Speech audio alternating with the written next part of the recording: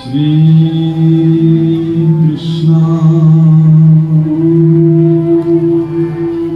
Vasudeva Devaki Nandana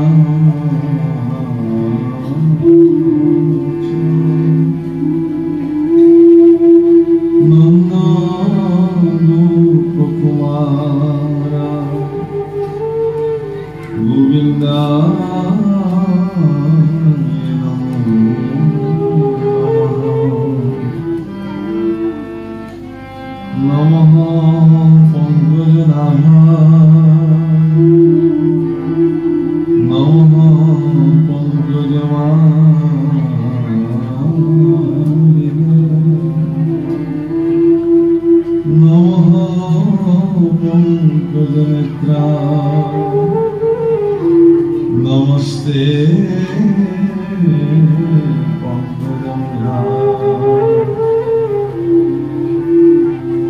Vasudevam Sutam Krishnam Kamsasanudidamardhanam Devakirdayanandam Krishnam Vande Jagadgurum Harira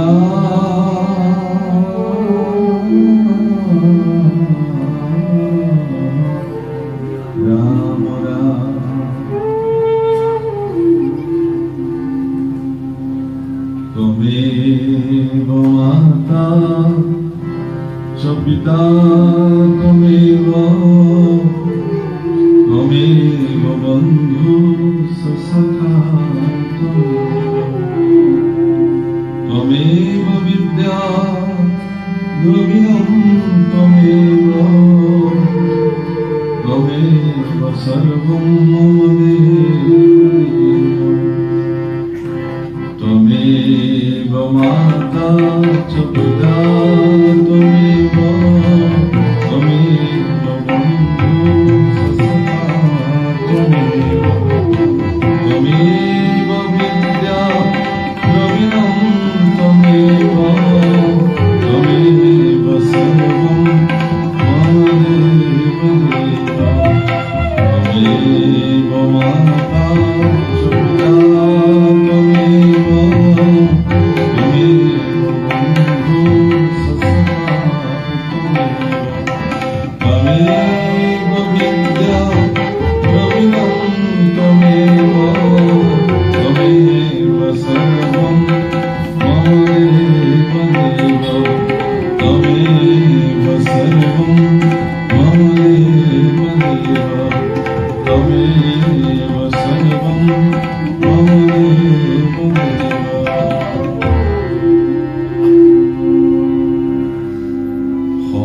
রেখে গুরু মুরা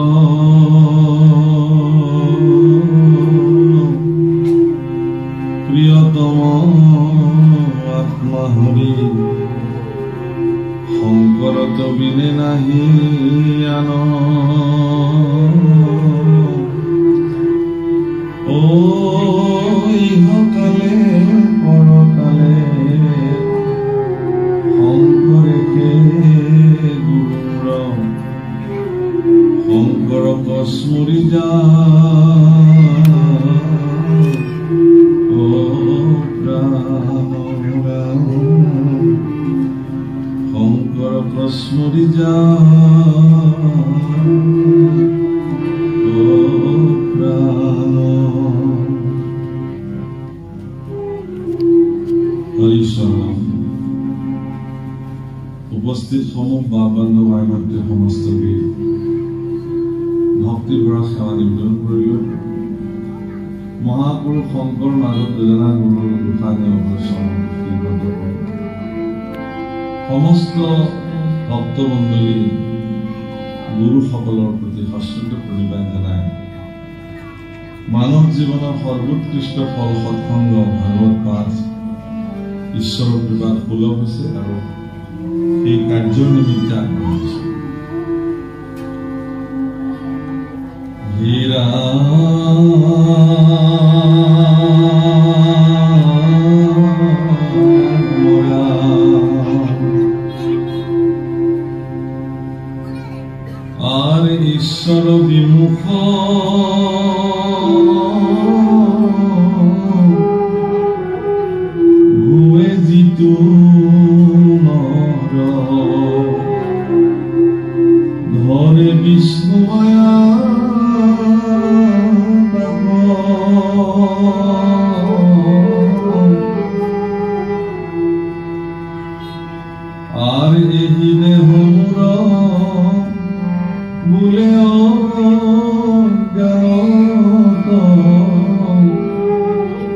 পাখৰে নিজ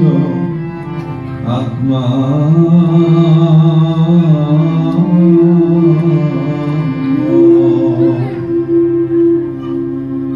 হয়ে জ্ঞান শূন্য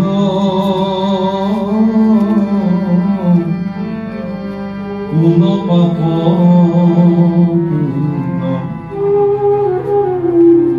কৰিতে নপাৰে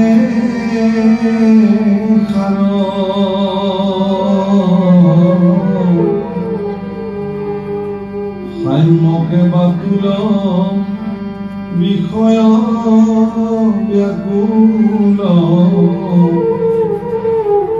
নুগুছে যাতনা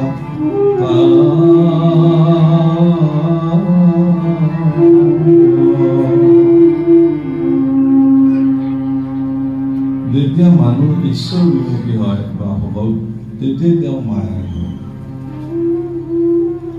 ব্ৰহ্মা আদি কৰি জীৱ জন্তু মায়া সজ্জা মাজে আচুৰ বিমুখী হয় ব্ৰহ্মাকে প্ৰমুখ কৰি কণ কণ বালিচাহীলৈকে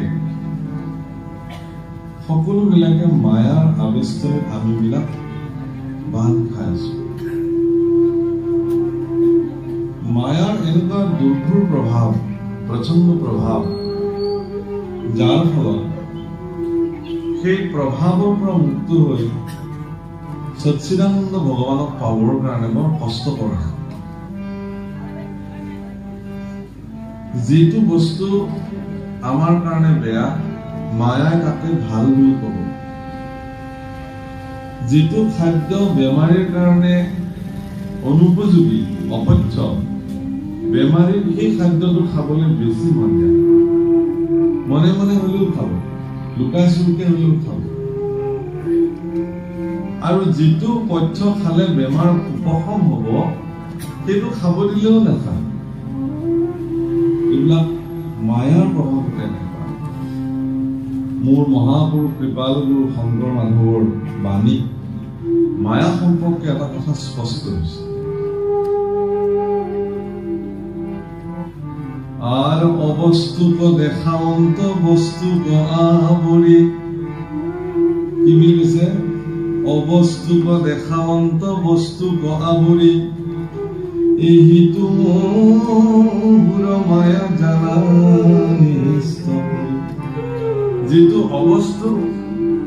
অবস্তুটোকে বস্তু বুলি দেখুৱাইছে আৰু যিটো বস্তু সেইটোক ঢাকি অবস্তু বুলি দেখুৱাইছে শৰীৰটো অবস্তু কিন্তু শৰীৰকে বস্তু বুলি দেখুৱাইছে যেন শৰীৰটো মূল খাবই লাগিব পিন্ধিবই লাগিব ভালকে শুব লাগিব ভালকে পিন্ধিব লাগিব ধুন পেচ মাৰি ফুৰিব লাগিব কিন্তু আত্মাৰ যিটো খাদ্য আত্মাৰ যিটো পোচাক আত্মাৰ কাৰণে যিটো ফুলক আত্মাৰ কাৰণে যিটো ৰঞ্জনীয় সেইটো আমি প্ৰয়োজন এইটো মায়াৰ প্ৰচণ্ড প্ৰভাৱ কাৰো কাৰো দুখ নাই মায়াই আমাক এই ধৰণে পৰিচালিত কৰিছে কিন্তু যিসকল ব্যক্তি ভগৱানৰ ওচৰত সমৰ্পিত হৈ থাকে ভগৱানৰ দুখানি অভয় চৰণকে জীৱনৰ সৰ্বশ্ৰেষ্ঠ স্থান বুলি গণ্য কৰিলে ঈশ্বৰৰ কৃপাত তেওঁ মায়াৰ পৰা মুক্ত হৈ যায় আৰু মায়াৰ পৰা মুক্ত হলে তেওঁ ভগৱত দৰ্শন হয় স্বৰূপ দৰ্শন হয় নিজক চিনি পাবলৈ সক্ষম হে প্ৰভুসকল আমি ভাবো যে জন্ম মানে বন্ধন আৰু মৃত্যু মানে মুক্ত সেইটো কিন্তু নহয় জন্ম মানে বন্ধন নহয় মৃত্যু মানে মুক্ত নহয় এজন ব্যক্তি মৃত্যু হল মানে আজি সকলো মায়াৰ পৰা তেওঁ মুক্ত হৈ গল এনে নহয় যিদিনাখন আপুনি আপোনাৰ নিজৰ স্বৰূপ উপলব্ধি কৰিব জানিব সেইদিনাখনে আপুনি বন্ধনৰ পৰা মুক্ত হ'ব যাক মোক্ষ বুলি কৈছে মোহক্ষয় ইতি মোক্ষ মোহ মায়াৰ পৰা যিদিনাখন নিজক আপুনি মুক্ত কৰিব পাৰিলে সেইদিনাখনে আপুনি মোক্ষ প্ৰাপ্তি হ'ব ইয়াৰ ওপৰতো এটা বস্তু আছে মুক্তিৰ ওপৰতো এটা বস্তু আছে তাক ভক্তি বুলি কয় সেইকাৰণে মুক্তিটো নিষ্পৃহ যেটো সেই ভকতক নমো ৰসময় মানুহ ভকতি সমস্ত মস্তকমণি নিজ ভকতৰ অৱশ্য ভজু হেনতে বুলি মুক্তিৰ প্ৰতি যিজনৰ স্পৃহা নাই সেইজন ভক্তকে মই সেৱা কৰিছো বুলি মাধৱ পুৰুষে কালজয়ী গ্ৰন্থ নামঘোষা প্ৰাৰম্ভ কৰিছে। সেই বামসকল ইয়াত কৈছে এই ধৰণে যিজন ঈশ্বৰ বিমুখী হয় তেওঁ মায়াই ধৰে আৰু তেতিয়া তেওঁ অজ্ঞান বশতঃ এই দেহটোকে তেওঁ আচল স্বৰূপ বুলি ভাবে, মই বুলি ভাবে। কিন্তু এই দেহটোক পৰিচালনা কৰা এটা আত্মশক্তিয়ে যে ই যে মই এই কথাটো তেওঁ উপলব্ধি নকৰে, যাৰ বিনিময়ত জ্ঞান শূন্য হয় পাপ পুণ্য বিচাৰ কৰিব নোৱাৰা অৱস্থা হৈ যায়। কোনটো পাপ কৰ্ম কোনটো পুণ্য কৰ্ম সেই বিচাৰ কৰাৰ ক্ষমতা তেওঁৰ জীৱনত নাথাকে। সাম্যকে বাতুল বিষয় ব্যাকুল, বিষয়ৰ প্ৰতি তেওঁ ইমান ব্যাকুল হৈ যায় পগলাৰ নিচিনা হৈ যায় বিষয় সুখ পাবৰ কাৰণে। নুগুচে যাতনা তাৰ তেওঁৰ জীৱনত যন্ত্ৰণা এৰি নিদিয়ে। সংস্কৃতত এটা আপ্তবাক্য আছে যস্য নাস্তি স্বয়ং প্ৰজ্ঞা তস্য কিম কৰোতি শাস্ত্ৰম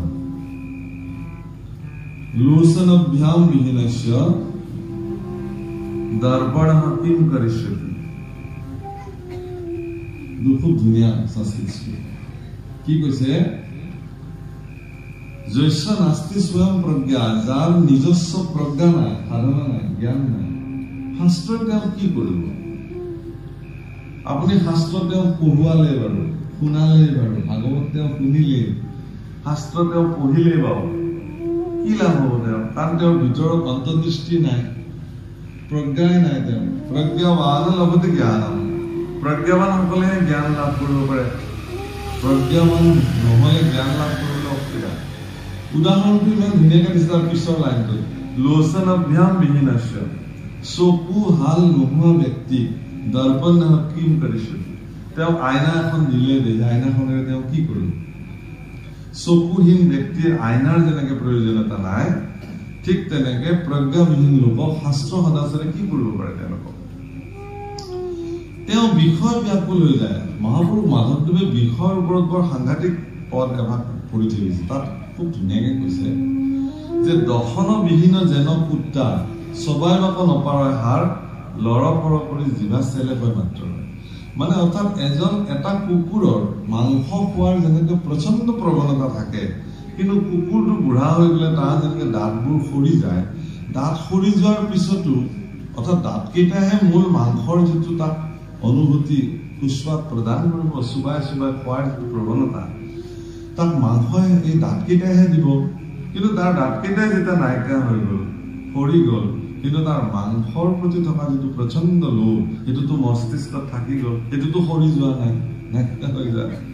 গতিকে মাংস দেখাৰ লগে লগে তাৰ মাংসৰ প্ৰতি থকা প্ৰচণ্ড প্ৰৱণতাই তেওঁক মাংসটোৰ খাবলৈ বাধ্য কৰাব। কিন্তু মাংসৰ প্ৰকৃত সোৱাদ তেওঁ উপলব্ধি কৰিব নোৱাৰি তেওঁ দুগুণ যন্ত্ৰণাত ভুগিব। হায় হায় মোৰ সন্মুখত মাংস থকাৰ পিছতো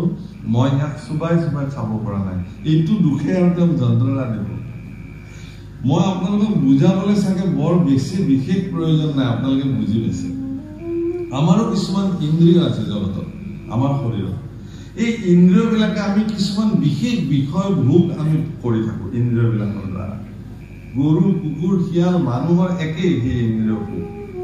কিন্তু সেই ইন্দ্ৰিয়সমূহ এটা সময়ত নিষ্ক্ৰিয় হৈ যায়, শৰীৰত থাকে কিন্তু একো কাম নাই। কিন্তু তেওঁৰ মস্তিষ্কত সেই ইন্দ্ৰিয়টো উপভোগ কৰা যিটো বিষয় সুখ সেইটো প্ৰচণ্ডভাৱে থাকি যায়। কিন্তু তেওঁৰ যিহেতু ইন্দ্ৰিয়ৰ সেই ক্ষমতা নাইকিয়া হৈ যায় তাৰ পিছত তেওঁৰ ইন্দ্ৰিয় ভোগৰ যিটো তেওঁৰ লালসাই তেওঁক ইমান যন্ত্ৰণা দিয়ে গোটেই জীৱনভৰ তেওঁ সেই যন্ত্ৰণা মানে তেওঁ তিল তিলকে নিশেষ হৈ যায়। সেইকাৰণে সেই প্ৰভুসকল আইসকল ইন্দ্ৰিয়সমূহৰ ওপৰত বৰ বিশেষ ভৰসা কৰি লাভ নাই। মোৰ জন্মতেই চশমাযোৰ মই লৈ অহা নাছিলো। মাতৃ গৰ্ভৰ পৰা যিদিনাখন মোৰ জন্ম হৈছিলে মই এই চকুহালত মোৰ চশমাযোৰ নাছিল। পৰৱৰ্তী সময়ত ওলমাই ল'ব লগা হ'ল। এনেকুৱা এটা পৰ্যায় হৈছে যোৰ খুলি থলে একো কামেই নাই। ক'ত গ'ল মোৰ সেই চকুৰ ক্ষমতা। এদিন হাতৰ ক্ষমতা নাইকিয়া হৈ যাব, ভৰিৰ ক্ষমতা নাইকিয়া হৈ যাব, এনেকে বহি থাকিব পৰা ক্ষমতা হয়তো নাইকিয়া হৈ যাব। ইন্দ্ৰিয়সমূহে আপোনাক ধোকা দিব। যি ধৰণে সেই ইন্দ্ৰিয়বিলাকে আপোনাক বলৱান কৰি ৰাখিছিল, সেই ইন্দ্ৰিয় এদিন কিন্তু নিষ্ক্ৰিয় হৈ যাব। সেইদিনাখন আপুনি তেওঁলোকৰ ওপৰত ভৰসা কৰিবলৈ গ'লে নহ'ব। কিন্তু আপোনাৰ ভিতৰত থকা যিটো মন, সেই মনটো কিন্তু কেতিয়াও দুৰ্বল হৈ নাযায়। মন প্ৰচণ্ড ৰূপত শক্তিশালী হৈ থাকে, কাৰণ মন চঞ্চল। শব্দৰ বেগতকেও, পোহৰৰ বেগতকেও তাতকেও বেগৱান মন, ইমান চঞ্চল। সেই মনক নিয়ন্ত্ৰিত যিসকল সন্ত পুৰুষে কৰে, তেওঁলোকে জীৱনত সিদ্ধি লাভ কৰে। ইয়াক সেইকাৰণে কৈছে যে যাহাৰ মায়াত এতেক অনৰ্থ ভজুক হেন মুৰাৰী, এক সুচিত্ত হোৱা কৃষ্ণত কৰিব ভকতি অব্যভিচাৰী। অব্যভিচাৰী ভক্তি কৃষ্ণত কৰিব, যাৰ মায়াই ইমান অনৰ্থ কৰিব পাৰে। গতিকে তেওঁৰ ওচৰত আত্মসমৰ্পণ কৰিলে, তেওঁৰ মায়া যিহেতু তেওঁৰ অধীন, আপোনাৰ শৰীৰত থকা মায়াৰ প্ৰচণ্ড প্ৰভাৱৰ পৰা আপোনাক তেওঁ মুক্ত কৰিব। এজন ৰজাৰ পুত্ৰ নাছিলে, গতিকে তেওঁ ৰজা হ'ব, তেওঁৰ পৰৱৰ্তী কোন ৰজা হ'ব এইটোক লৈ তেওঁ চিন্তিত আছিল। সেইকাৰণে তেওঁ কি কৰিলে, এটা বুদ্ধি বান্ধিলে, আৰু সেই বুদ্ধিটোত তেওঁ কি কৰিলে, এজনী ছাগলী কিনি লৈ আহিলে, তেওঁ মৰম লগা ছাগলী। আৰু সেই ছাগলীটো বৰ হেঁপাহেৰে ৰজাই পুহিবলৈ দিলে, ৰজাৰ লগতে ৰাখে। আৰু সেই ছাগলীজনীক পেট ভৰাই ঘাঁহ খুৱাবৰ কাৰণে তেওঁ এটা ঘোষণা কৰিলে যে যিজন মানুহে মোৰ ছাগলীজনীক পেট ভৰাই খুৱাব পাৰিব এসাঁজ, মানে এদিন, তেওঁকে মই অৰ্ধ ৰাজ্য প্ৰদান কৰিম। অৰ্ধ ৰাজ্য পোৱাৰ লালসাত সকলোৱে ছাগলীজনীক চৰাবলৈ লৈ যায়। ৰাতিপুৱাই দিনটো ছাগলীজনীক চৰাই লৈ আহি গধূলি যেতিয়া ৰজাৰ কাষলৈ লৈ আহে, ৰজাই বৰ ধুনীয়া দুবৰি বন একোচা হাতত লৈ থাকে, আৰু খুব মৰম কৰি ছাগলীজনীৰ মুখৰ আগত যেতিয়া দুবৰি বন কোচা ধৰে, ছাগলীজনী লপ লপকে দুবৰি বন খাই দিয়ে। তেতিয়া ৰজাই যুক্তি দিয়ে যে ছাগলীজনীৰ পেট ভৰা হলে ক'তনো খালেহেঁতেন, তাৰমানে তুমি পেট ভৰাব নোৱাৰিলা। এনেকে প্ৰতিদিনে এজন এজন মানুহ আহে আৰু সকলোৱে ছাগলীজনীক ঠিকছে ঘাঁহ খুৱায়, অথচ গধূলি গলে ৰজাৰ হাতৰ পৰা দুবৰি বনটো খাই দিয়ে। এনেকে এজন মানুহে কলে যে মহাৰাজ মোক দিয়ক, মই আজি তেওঁক পেট ভৰাম। লৈ গল, আৰু সিদিনাখন তেওঁ লৈ আহিলে গধূলি। কিন্তু তেওঁ দিনটোৰ ভিতৰত এটা কাম কৰিলে, ছাগলীজনীক যিখিনি পৰ্যাপ্ত ঘাঁহ, এজনী ছাগলীৰ কাৰণে দিনটোত যিখিনি প্ৰয়োজনীয় ঘাঁহ, সেইখিনি ছাগলীজনীক তেওঁ খাবলৈ দিলে। বাকী পিছবেলাটো তেওঁ কি কৰিলে, একোচা সুন্দৰ ঘাঁহ হাতত ললে বাওঁ হাতে, আৰু সোঁ হাতে এডাল এচাৰি ললে, বাঁহৰ একদম চেকনি বাৰী এডাল ললে হাতে, আৰু ছাগলীটোৰ মুখত ঘাঁহ কচা দিয়ে। আৰু ছাগলীয়ে যেতিয়া ঘাঁহখিনি খাবলৈ আহে, তেওঁ একদম মুখে কাণে পৰাকে একদম এটা ঠিক কোব মাৰি দিয়ে, ছাগলীজনী পিছুৱাই। আৰু অলপমান পিছত ঘাঁহ কচা দিয়ে, ছাগলীটোৱে আকৌ খাবলৈ যায়, আকৌ কোব মাৰে। এনেকে কাণে মূৰে কোব খাওঁতে খাওঁতে ছাগলীজনীৰ এনেকুৱা এটা অৱস্থা হৈ গ'ল, ঘাঁহ কচা এটা মুখত লগাই দিলেও ছাগলীয়ে নোখোৱা হ'ল। ৰজাৰ ওচৰলৈ লৈ আহিলে, হাতত কিন্তু এচাৰি বাৰীডাল আছেই, যে মহাৰাজ চাওক আজি আপোনাৰ ছাগলী পেট ভৰিছে নে নাই। ৰজাই মৰমেৰে আলফুলে ছাগলীজনী কাষলৈ গৈ তেওঁ কাটি থৈ দিয়া ঘাঁহ কচা আগত দিলে, ধৰিলে। তেওঁ আকৌ বাৰে বাৰে এচাৰিডাল ছাগলীটোৰ চকুৰ আগত জোকাৰি কেনেকৈ দেখিছে আজি কেনেকে পেট ভৰিছে। ছাগলীয়ে ৰজাৰ ঘাঁহ কচালে চাবলৈ বাধ্য, সেই বাৰে বাৰে এচাৰিডালে চাই, আৰু এইটো চাপ পাবলৈ দিগদাৰ আছে।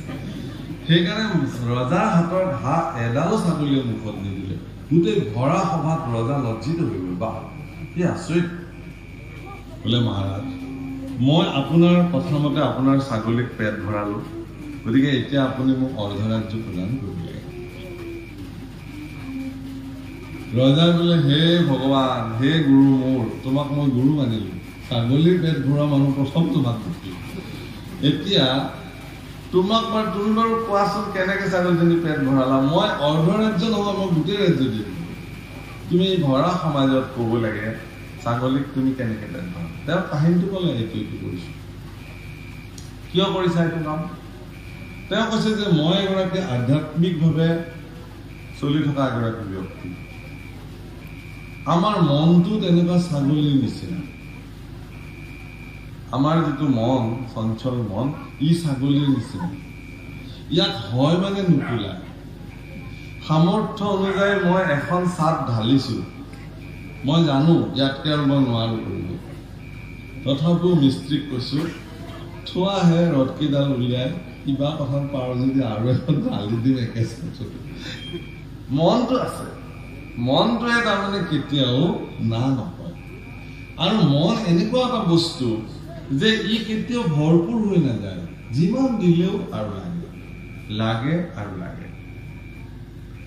সকলো ঐশ্বৰ্য বিভূতি শক্তি সামৰ্থ্য ধন বিদ চব দিয়া আৰু দিয়া লাগে সেইকাৰণে মনক যেতিয়া কোনোবাই বান্ধিব পাৰিব মনক যেতিয়া কোনোবাই নিয়ন্ত্ৰিত কৰিব পাৰিব তেওঁহে জীৱনত সফল হ'ব ইয়াতো সেইকাৰণে কৈছে যে আপুনি যদি মনক নিয়ন্ত্ৰিত কৰিব খোজে মায়াৰ পৰা পৰিত্ৰাণ পাব বিচাৰে তেতিয়াহ'লে আপুনি ভগৱান কৃষ্ণক অব্যভিচাৰী ভক্তি সাধন কৰিব লাগিব অব্যভিচাৰী ভক্তি মানে কেৱল কৃষ্ণতে আত্মসমৰ্পণ কৰিব লাগিব পাৰিব লাগিব এটোৱে অব্যভিচাৰী ভক্তি কিন্তু আমি আমাৰ গতি কি হৈছে ৰাম নাম নলয় হৰি নভজি কি কাম কৰিল আমি ৰাম ৰাম নাম নলয় হৰি নভজি কি কাম আমি ৰাম ৰাম নাম মোৰ গাঁও সকলে যদি পাৰে ৰাম নাম হৰি নাম কি কাম আমি ৰাম কি কাম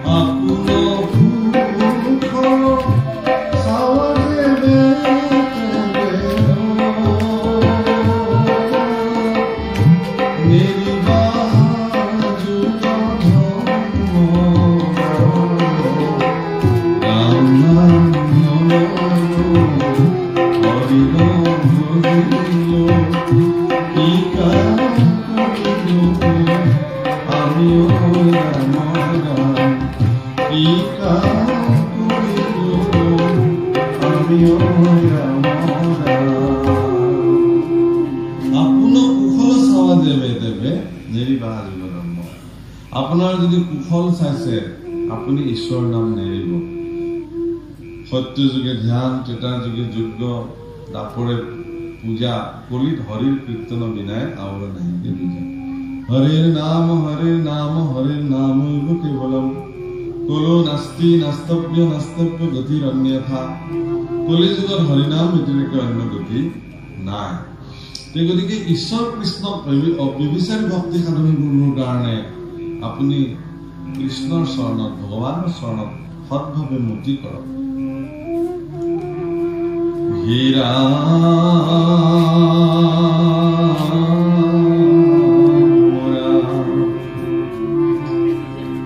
আৰ জাত বুদ্ধি আছে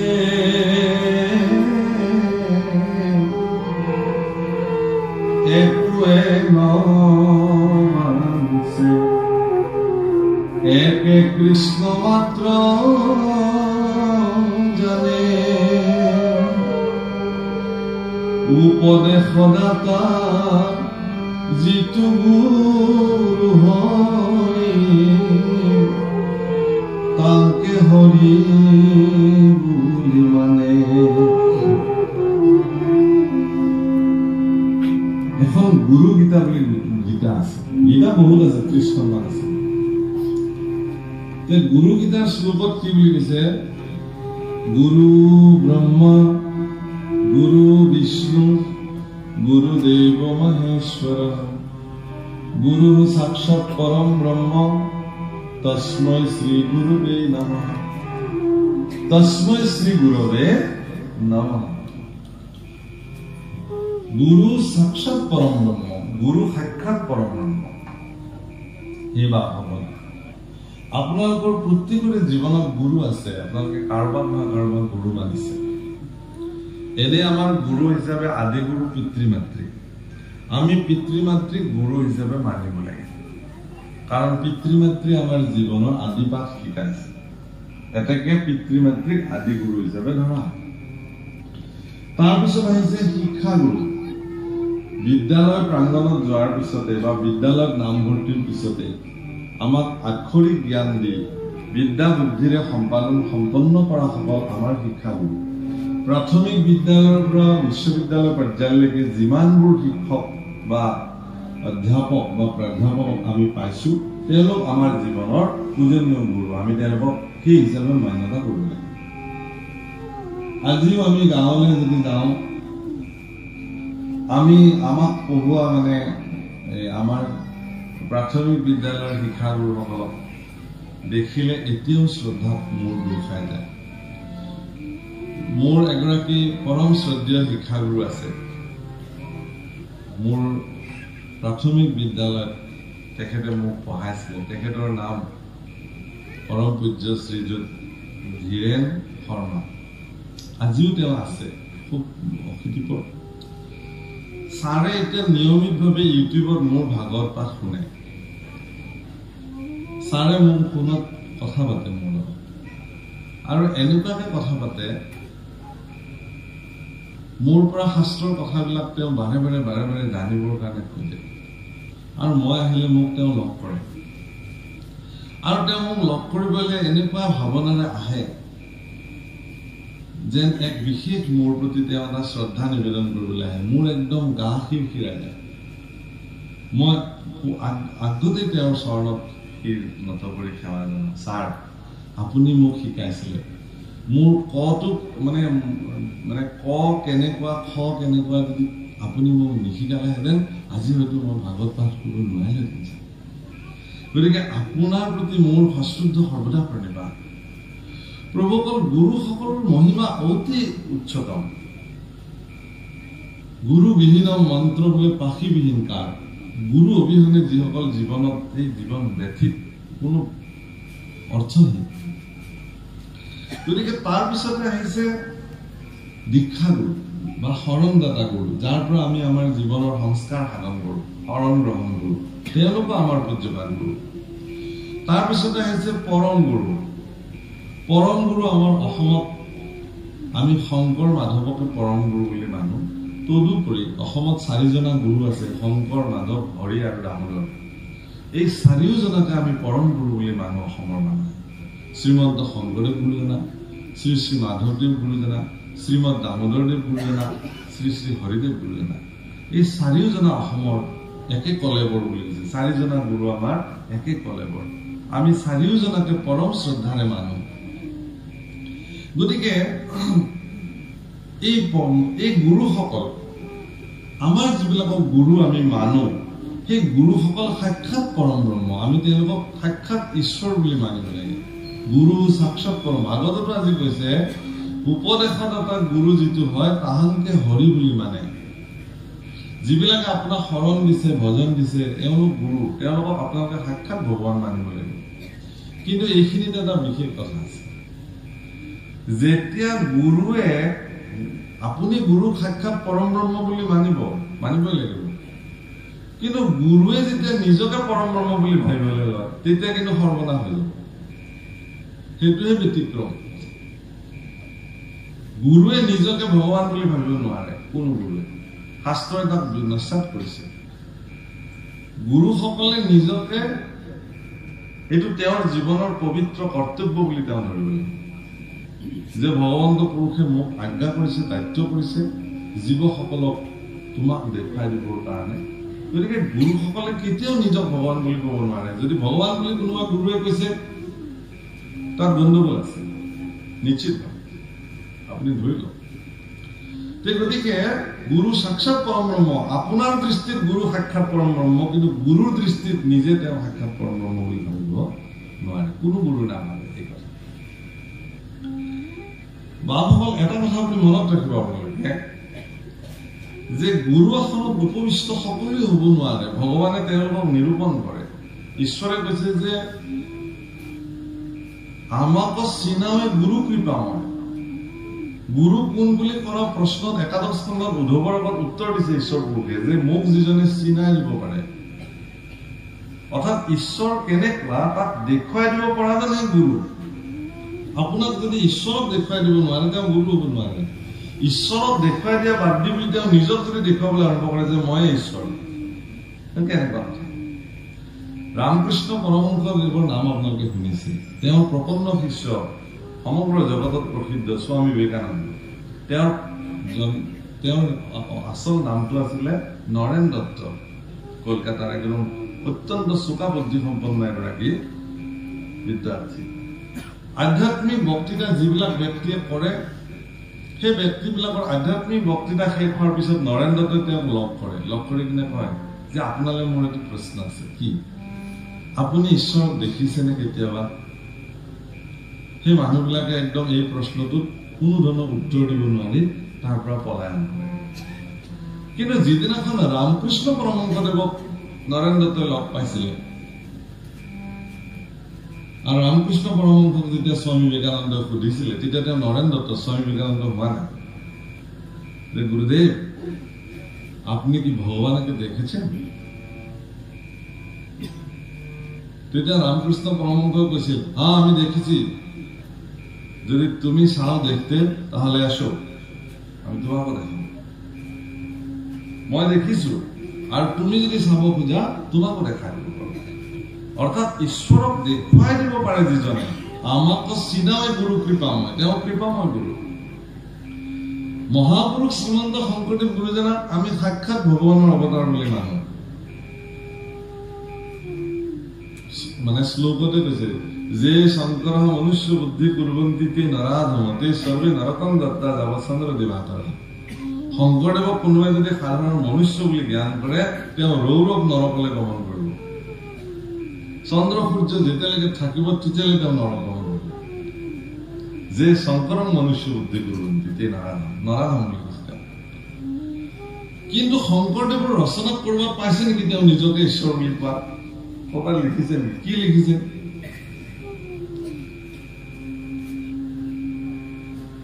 নিজকে কি বুলি লিখিছে? পৰিচয় দিছে,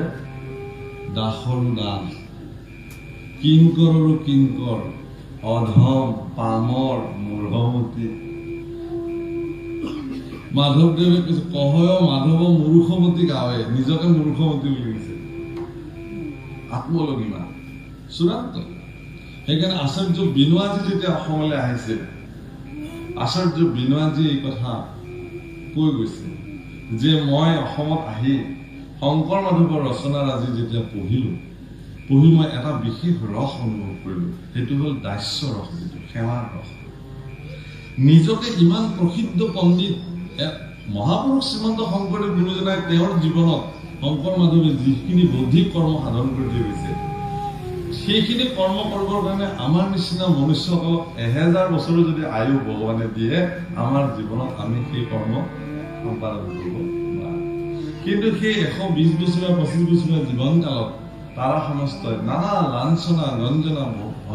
মানে ভুগিও মানৱ জাতিৰ কল্যাণৰ কাৰণে ওবা নৰলোক হৰি ভুজিও ধৰাই দুপদে বুলি সমগ্ৰ মানৱ জাতিৰ কল্যাণৰ কাৰণে মহাপুৰুষে গীত পদ ছন্দ পয়াৰ নাদ ভাওনা ফুল তাল ৰাগ মান মহাপ্ৰসাদকে প্ৰমুখ কৰি কেনেকে বন্তি জ্বলাব লাগিব কেনেকে গুৰু আসন প্ৰতিষ্ঠা কৰিব লাগিব কেনেকে শৰাই সাজিব লাগিব সমগ্ৰ ভাৰতবৰ্ষত ভগৱানৰ ভোগ বেলেগ অসমত বেলেগ মহাপুৰুষৰ নিজস্ব সৃষ্টি মহাপ্ৰসাদ আৰু এনেকুৱা কেমিষ্ট্ৰি পৃথিৱীত কতো নাই কৰবাত আপুনি দেখিব ভগৱানক খিচিৰি দিছে কৰবাত দেখিছে যে মাখন দিছে কৰবাত দেখিব যে পায়স দিছে কৰবাত দেখিব যে খুৰমা বাতাসা সিং এই নিমকি ভগৱানলৈ ভোগ আগবঢ়াইছে কিন্তু অসমত মহাপুৰুষে মহাপ্ৰসাদ নিৰ্মাণ কৰিছে আপুনি চাব মগু পানীত তিয়াই থৈ কলপাতেৰে ঢাকি থয় দিবও কলপাতত সালোক সংশ্লেষণ প্ৰক্ৰিয়াৰ দ্বাৰা গছৰ পাতত সৃষ্টি হোৱা যি পত্ৰহুৰি বা আমি যাক গ্লুকজ বুলি কওঁ C6H12O6 যিটো পত্ৰহুৰি তাৰ জৰিয়তে মগুখিনি সেইখিনি সংগ্ৰহ কৰিব গাজি মগুৱে যিটো মানৱ জীৱনৰ শৰীৰৰ কাৰণে অত্যন্ত প্ৰয়োজন তাতে কেলছিয়ামৰ কাৰণে নাৰিকল সংযোগ কৰিলে মহাপুৰুষে যাতে ভক্তসকলে খোল লৈ ধেমালি কৰোঁতে মানে নৃত্য কৰোঁতে নাম গাওঁতে শাৰীৰিক যি শ্ৰম হ'ব তাৰ কাৰণে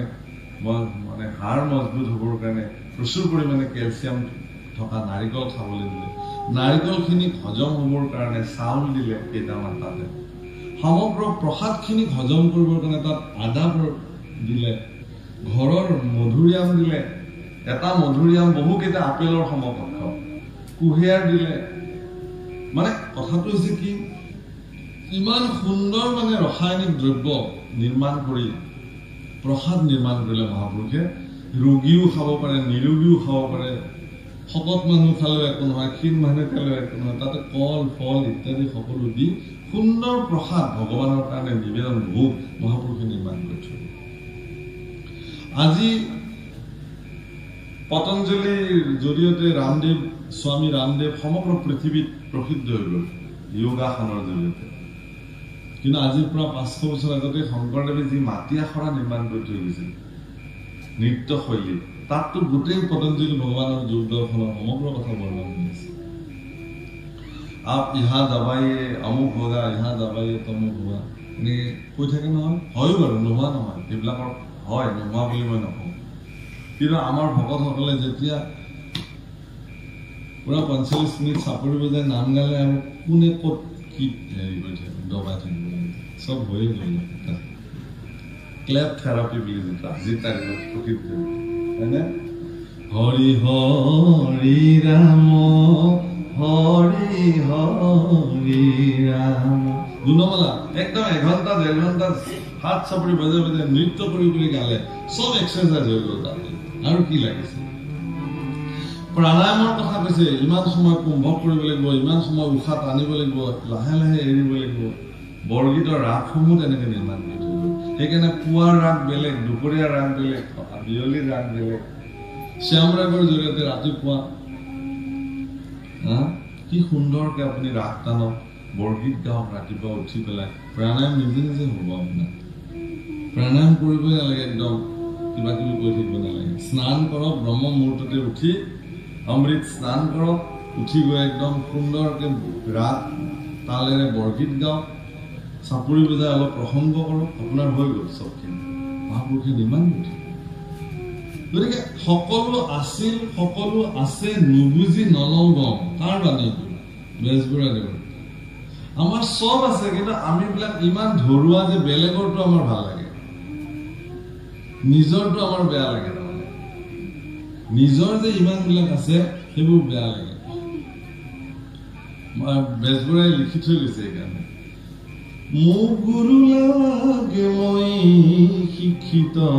শিষ্য গুৰু লাগে মই শিক্ষিত শিষ্য জগতক জাননী দিলো জগতৰে গুৰু শ্ৰী শংকৰ ঘৰতে অন্ধলাই নেদেখিলো হে গুৰু শংকৰ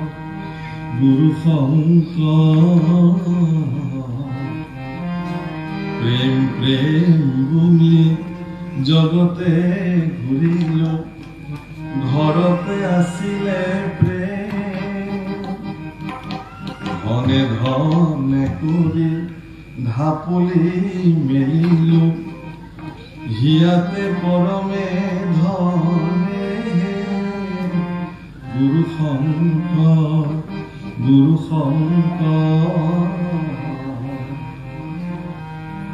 লক্ষ্মীনাথ বেজবৰুৱাই মহাপুৰুষ শংকৰদেৱক যি ধৰণে অনুভৱ কৰিছিল কিমানজন অসমীয়াই তেনেকে অনুভৱ কৰিছে গুৰুজন বেজবৰুৱাদেৱে গুৰুজনাৰ মানে দৰ্শন আধ্যাত্মিক দৰ্শন অধ্যয়ন কৰি তেওঁ গুৰুজনাৰ নিচিনাকে কথা কৈ থৈ গৈছে তেওঁৰ গীত লক্ষ্মীনাথ বেজবৰুৱাই বহু গীত লিখিছে আপোনালোকে আজিৰ প্ৰজন্মই এইবোৰ গীত চৰ্চা কৰিব লাগে এটি গীতত মানে আমি বিলাকে নাজানোৱে ক'ত আছে এনে চাউল পানীত দিলে ভাত ক'ত এনে কুজি থেকেৰা টেঙাই যায় দাঁত এঠা দৈ ক'ত এনে নেৰাই ধুলে যায় হেৰা আমাৰ জন্মভূমি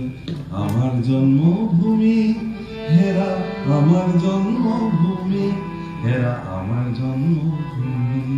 বেজবৰুৱাদেৱৰ গীত আমাৰ কিমানজন ডেকা আছিলে জানে ক'ত আছে এনে চাউল পানীত দিলে ভাত কোমল চাউলৰ কথা কৈছে ক'ত আছে পৃথিৱীত আমাৰ তাতে আছে ক'ত পুজি থেকেৰা ক'ত পাব দাঁত টেঙাই যাব কোনোবাই নোখোৱা মানে টেঙা তাৰ জীৱন তাৰ হেৰি হৈ যাব আমাৰ অসমতে হজম কৰিব পাৰে খাই এনেকুৱা দৈ এঠা দৈ আছে য'ত হাত ধুলে নাযায় মচিব লাগে এয়া আমাৰ জন্মভূমি বেজবৰুৱাদেৱৰ ৰচনা সেই বেজবৰুৱাদেৱে এইটো গীতত তেওঁ ৰচনা কৰা এটি গীতত গুৰুজনাৰ আদৰ্শক প্ৰতিপন্ন কৰি থৈ গৈছে কি বুলি কৈছে দুবৰি বনকেও সৰু তই লক্ষ্মীনাথ ধূলিৰো তলৰো ধূলি বেজবৰুৱাদেৱৰ ৰচনা দুবৰি বনতকেও সৰু তই লক্ষ্মীনাথ নিজৰ কথা কৈছে হে লক্ষ্মীনাথ তই দুবৰি বনতকেও সৰু ধূলিৰ তলত ধূলি এইটো আত্মলঘিমা বোলে প্ৰভুসকল পৃথিৱীত একমাত্ৰ অসমীয়া জাতিয়ে এনেকে আত্মলঘিমাৰে কথা ক'ব পাৰে পৃথিৱীত দ্বিতীয় জাতি কোনো নাই ক'তো নজিৰ নাই এনেকুৱা আমি বিলাকে পাৰো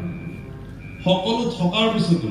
আমি বিলাকে নিজকে আত্মসংযমেৰে জীৱন নিৰ্বাহ কৰিব পৰা এটা সুদৃঢ় জাতি যাৰ নাম অসমীয়া জাতি শতিকা জুৰি আমি আমাৰ নিজৰ সংস্কৃতি ঐতিহ্যৰে আমি উজ্জ্বল হৈছো অতিথি পৰা অসমীয়া নিচিনা ক'তো নাই নিজে নেখাই অতিথি আপ্যায়ন কৰা অসমীয়া জাতিৰ নজিৰ আছে জগত মহাপুৰুষে আমাৰ মানুহখিনিক সহজ সৰল দেখি বেছি জটিল ধৰ্ম ব্যৱস্থা নিদি পেলাই শাস্ত্ৰসন্মত অত্যন্ত সুমধুৰ সৰল সহজ সৰলকে যাব পৰা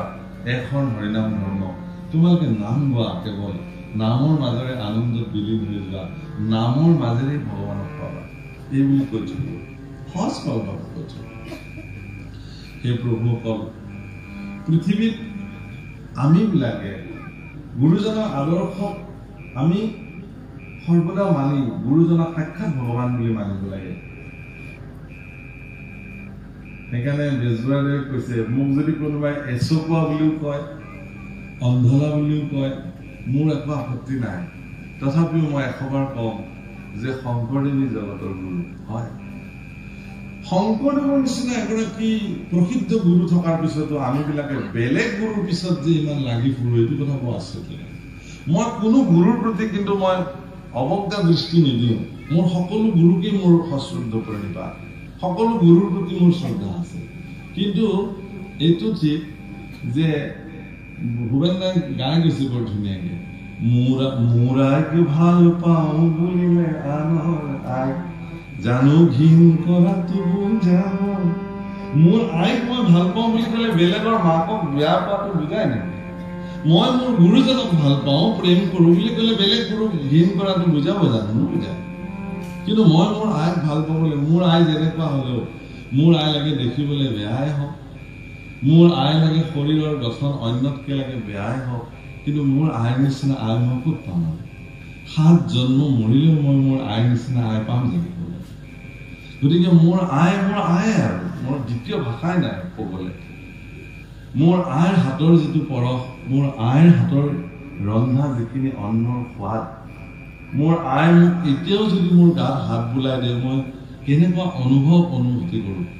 অলপতে মোৰ এইবাৰ শিৱসাগৰলৈ অনুষ্ঠান কৰিবলৈ যাওঁতে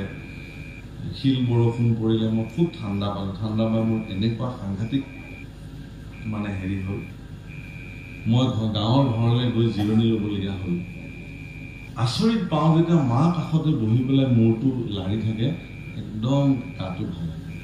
কিন্তু কেনেকুৱা শক্তি আছে আইৰ হাতত, মাৰ হাতত, সেই শক্তিটোৰ অনুভৱ কৰিব পৰাটো পুত্ৰৰ কাৰণে দায়িত্ব, ডাঙৰ কথা। গতিকে প্ৰত্যেক মাতৃৰে এই শক্তি আছে নিজৰ সন্তানক, কাৰণ তেওঁৰ শৰীৰৰ ভিতৰতে তেওঁক সৃষ্টি কৰি তেওঁক এদিন জন্ম দিছে। গতিকে সেই শৰীৰটোৰ লগত এই শৰীৰটোৰ এটা বিশেষ সম্বন্ধ আছে, যিটো সম্বন্ধ পৃথিৱীত বেলেগ কোনো সম্বন্ধৰ লগত তুলনা কৰিব নোৱাৰে। গতিকে সেয়াও মোৰ গুৰু, মোৰ আই মোৰ কাৰণে গুৰু, মোৰ দেউতা মোৰ কাৰণে গুৰু, মোৰ শিক্ষাগুৰুসকল মোৰ কাৰণে গুৰু, মোৰ দীক্ষাগুৰুসকল মোৰ কাৰণে গুৰু, মোৰ পৰম গুৰু শংকৰ মাধৱ হৰি দামোদৰ এইসকল মোৰ গুৰু, ঈশ্বৰ পুৰুষ মোৰ পৰম গুৰু। সেইকাৰণে ইয়াতে লিখিছে ভাগৱতত যে উপদেশদাতা এই প্ৰত্যেকজনকে শিষ্যসকলে সাক্ষাৎ ঈশ্বৰ বুলি গণ্য কৰিব লাগে। হীৰা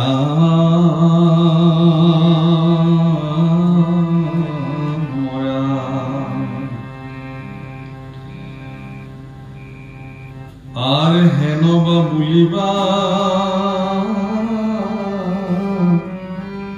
বিষয়িল কত আছে দম্ভয় অহংকাৰ,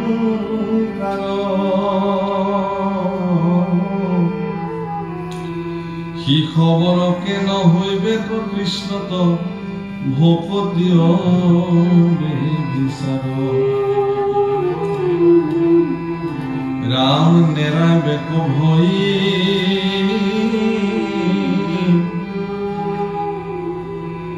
হেনয় অসংখ্যে করিবা তুমি নৃপতি,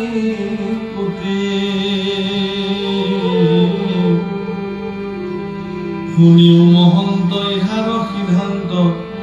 তোমাতক সম্প্রতি,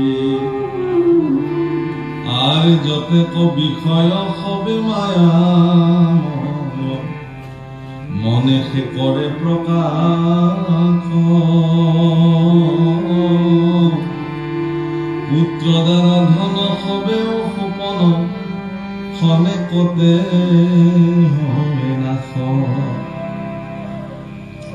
জীবন চঞ্চল জলৰ ৰেখা বুলি কৈছে পশুপাতৰ কাৰণে। জীবন ৰে জীবন সাৰিয়া না যায় সুমুখে, তুই জীবন সাৰিয়া গেলে আদৰ কৰিবে কাহায় জীবন, সেই জীবন তই মোক এৰি নাযাবি, ইমান মোক তই গলে মোক কোনেও আদৰ নকৰিব, তই আছ কাৰণে মোক সকলোৱে ভাল পায়, তই যোৱাৰ লগে লগে মোৰ অস্তিত্ব নাইকিয়া হৈ যাব, মহান দেৱ। এই কথাবিলাক এই সকলো মনৰ প্ৰকাশ, ভাল বেয়া। এজন মানুহক মানুহে যেতিয়া ভাল পায়, মই যদি কাৰোবাক ভাল পাই পেলাওঁ, তেওঁলোকৰ ঘৰৰ ভগা বেৰখনক লৈও মই কবিতা লিখিব পাৰোঁ, তাতে মই বহুত ছবি বিচাৰি পাওঁ। তেওঁলোকৰ ঘৰৰ চোতালত পৰি থকা চেৰেলীয়া কুকুৰটো মোৰ কাৰণে কবিতাৰ উৎস হ'ব পাৰে, কাৰণ মই ভাল পাওঁ তেওঁক। আৰু যদি কেনেবাকৈ কাৰোবাক বেয়া পাওঁ, মনে যদি কাৰোবাক মানি লোৱা নাই, তেওঁৰ হাঁহিটো মোৰ কাৰণে বেয়া লাগিব, ইচ এনেকুৱা দাঁত চেলাবলৈ আহিছেও একদম হয় নহয় একে দেখিবই নোৱাৰো এইটো যে আগত আহি চেলাবলৈ লয় দাঁতকেইটা বোলে মই বেয়া পাইছো তাৰমানে কাৰোবাৰ কাৰণে সেয়াই ভাল মনৰ প্ৰকাশ মনক আপোনাৰ হুচত ৰাখিব পাৰিব লাগিব সেইকাৰণে মনক হুচত ৰাখিব পৰা জীৱটোৰ নাম মনহুচ নতুনকে বিয়া পাতিছে শহুৰেকৰ ঘৰলৈ গৈছে জোঁৱাই শাহুৱেকে বোলে হেৰি আপুনি নাযায় কিয় ল'ৰাটো অকলে অকলে বহি আছে কথা পাতে শহুৰেকো মানে আৰু কি আৰু বেছি কথা নকয় বাবা আছা ভালে আছো বহি এখন চকীত জোঁৱাই এখন চকীত শহুৰেক কোনেও কাৰো লগত একো কথা নাপাতে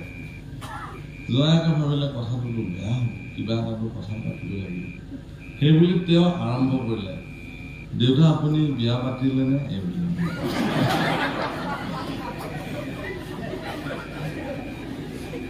কি কৰিব কিবাটো এটা সম্ভৱ কৰিব লাগিব কাৰণ সি এতিয়া বিয়া পাতিছেতো দুদিনমানহে হৈছে গতিকে তাৰ সেইটোৱে মগজুত খেলি আছে গতিকে শহুৰে ক'বা বিয়া পাতিলে নাই এটা প্ৰশ্ন হ'ল এইবোৰ কিহৰ কাৰণে হয় কওকচোন মনৰ নিয়ন্ত্ৰণ নথকাৰ কাৰণে অস্থিতপূৰ্ণ লোকসকলৰ এইবোৰ কথা কাক কেতিয়া কি ক'ব লাগে নেজানে যি টি কথা সুধি দিয়ে আজিকালি ল'ৰা ছোৱালী বহুত সাৱধান কাৰণ আপুনি বহি থাকিব একদম বাবা কি নাম তোমাৰ কি সুধিছে আংকল তোমাৰ নামটো বাবা ৰিকি ৰিকি